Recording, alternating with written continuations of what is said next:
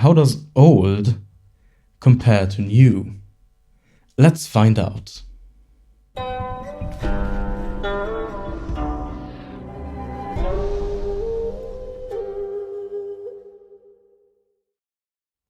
This is nannuoshan, I am Sigi, and as promised, we are trying two different Hei Cha today. I've made a brief video recently where I gave sort of an introduction to this type of tea, and one of the things I pointed out towards the end of that video is that Hei Cha is meant to be aged and that its flavor develops over time. I also mentioned that we would investigate this claim in a future video, so here we are. Today I am trying two different Qian Liang Cha from different years. One is from 2013 and one is from 2021. Now, I'm not sure how well it's going to show on the camera, but especially if you look at the images of these teas, then it's quite clear that the one from 2021 looks much greener than the one from 2013. So just in the span of those 8 years, there's already a pretty significant difference between these two, and just visually. And I can't wait to find out what it does to the flavor. So I'm just going to go in with some water. I've got boiling water. I've got 6 grams of tea for both of those. One thing to note is that the compression on the one from 2021 is quite a bit looser than the other one. So this is something we are going to have to take into account as we drink these teas. Okay, I'm just going to let them sit there for a moment, and then we're going to pour, we're going to taste, and see what it's like.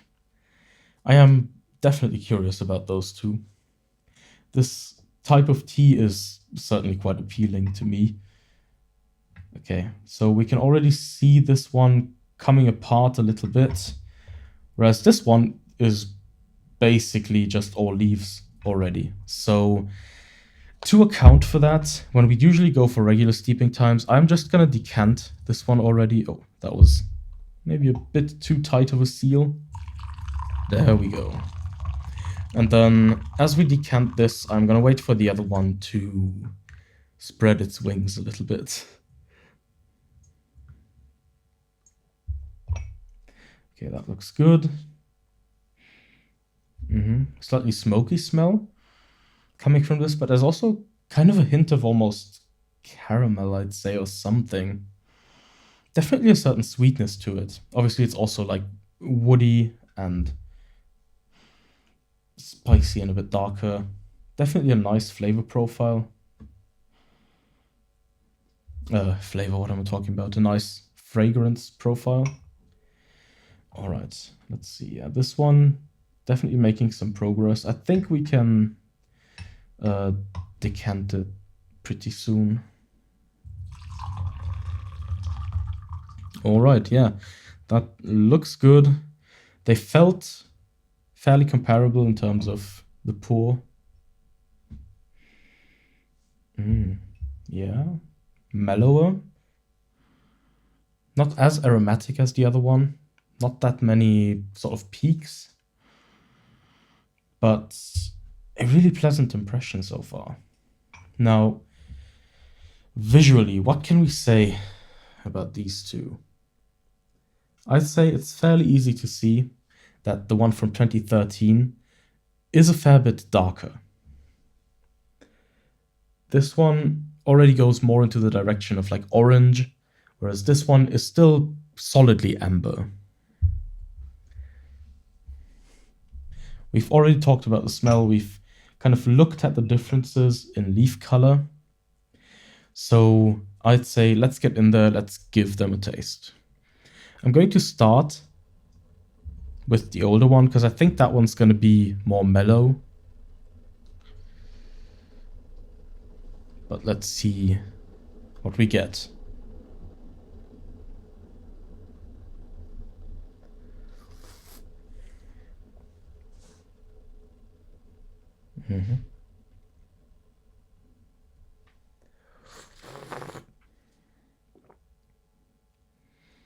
This is definitely quite mellow, fairly round already. Not too sweet. There is like that tiny little hint of something in the direction of vanilla that I sometimes get from older Hei Cha, especially like that 91 Fujuan that nannuoshan sold for a good while. That one was very much vanilla-like to me, and there is already a hint of that in here. So I usually speculate that this particular vanilla flavor might be related to the slow decomposition of the stems in these teas, because I'm not sure if that is a commonly known thing, but the artificial vanilla aroma that is quite common, especially in industrial products, is a byproduct of the decomposition of wood that's done in the production of paper. So the parallel between that kind of vanilla-like flavor and wood decomposing would certainly be there, but this is just me speculating.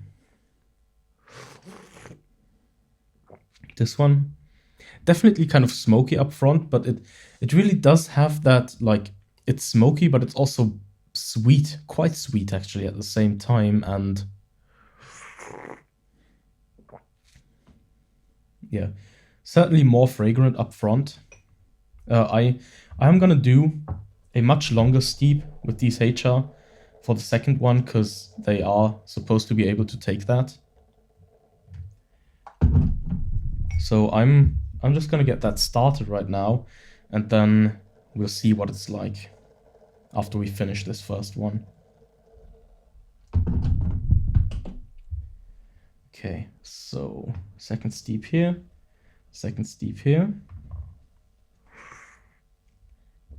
But yeah, certainly more aromatic up front, but it does have that kind of smoky aspect to it. It's not strong smoke, not something like you'd get in a Jiangshan Xiaozhong or something like that. But it's definitely there. However, I quite like the mouthfeel on this one. This one definitely feels like it was made with pretty good base material.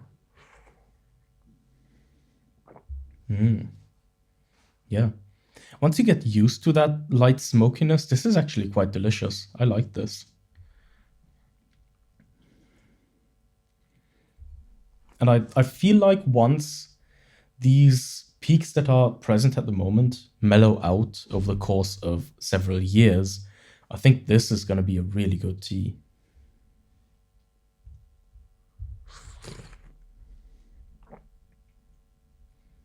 This one feels pleasant, rounder, but perhaps a bit less exciting in comparison, if that makes sense. Like this one is already a quite pleasant experience, but I feel like it doesn't quite have as much to give as this younger one. And those of you who know me know that I usually tend to prefer things that have a bit more age on them, so it being the other way around here is a little bit surprising, even to me. But yeah, even with just a little tea left, we can still see the difference in color between these two. So even though this tea is quite tightly compressed in these big bamboo poles, 8 years has already made a pretty significant difference.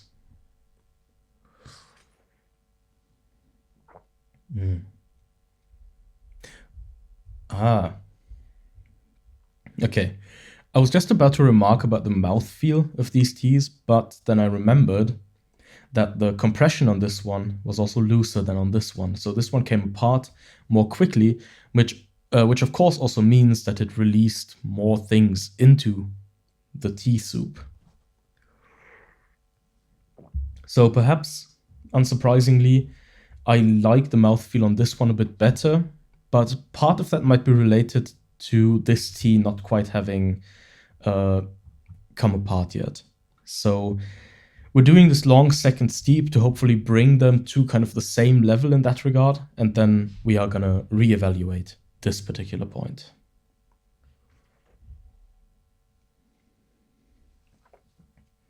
This one it's still a really pleasant drinking experience. Like this is a perfectly good tea.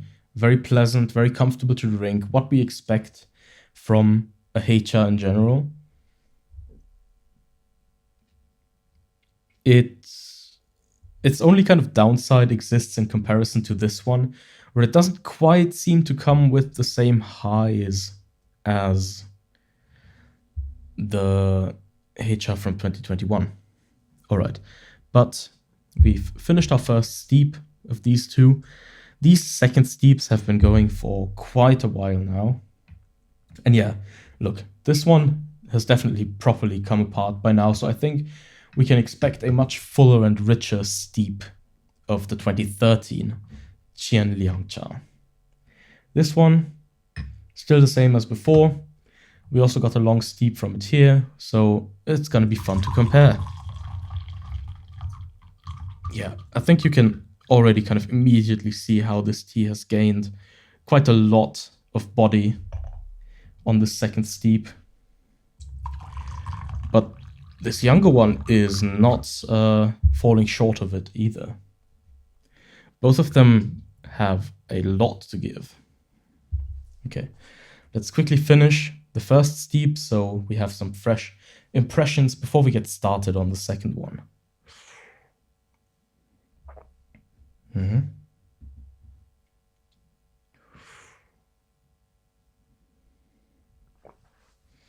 All right. So I am once again going to start with the one from 2013 because that's the one I finished with just now, and my main point of interest here is to examine how it changed from this initial steep where the tea wasn't 100% there yet to what I would hope is now its full presence.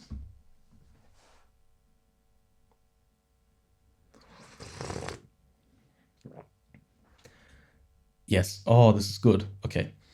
Mouthfeel immediately better. Fragrance much more apparent. This has some good strength to it now. And still, which is also quite remarkable, there is no bitterness to either of these teas, neither the young one nor the one from 2013. Although, let's see if this young one maybe has a little bit of it now that we've done such a long steep.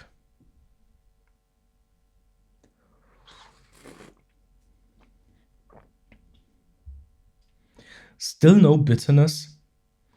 The smoky aspect of it is stronger this time, but there's also more sweetness than before. So those two are keeping a really nice balance right now. And then on this particular steep, okay, the smoke definitely lingers more, but still, if we compare the mouthfeel of these two, now that both are fully present, this one still has a certain almost oily, smooth characteristic, or velvety maybe, that isn't quite present in this tea.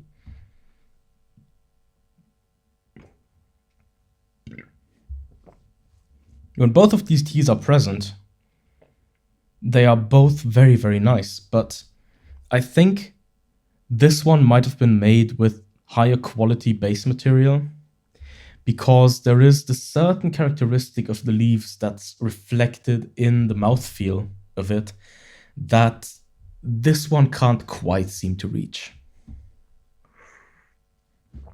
Now, maybe we can go in and actually look at the leaves.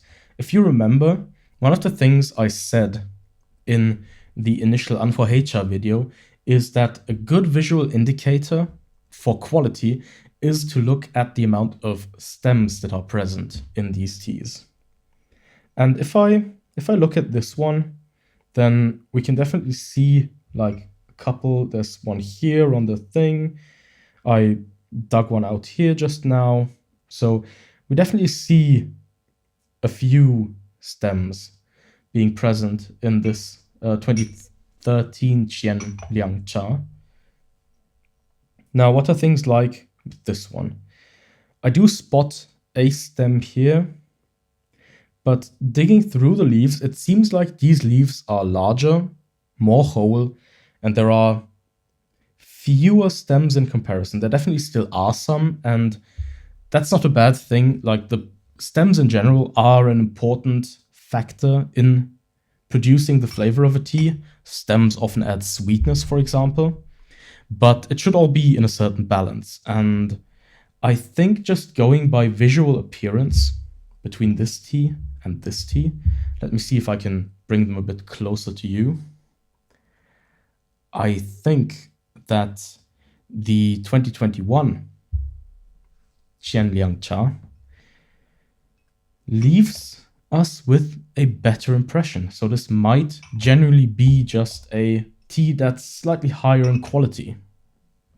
And that is also what's reflected in the cup. So the tea looks a bit better, but it also has qualities in taste and especially mouthfeel that put it, I'd say, a step above the one from 2013.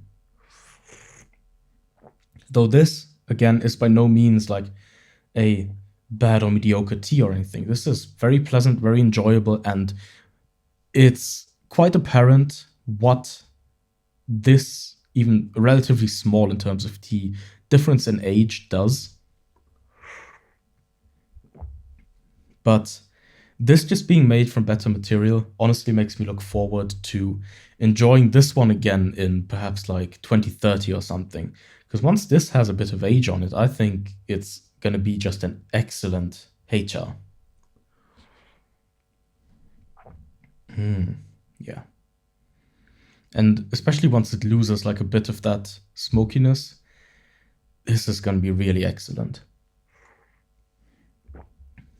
So if you're kind of in for the long haul, maybe consider getting a substantial quantity of this one and let it develop for a few more years.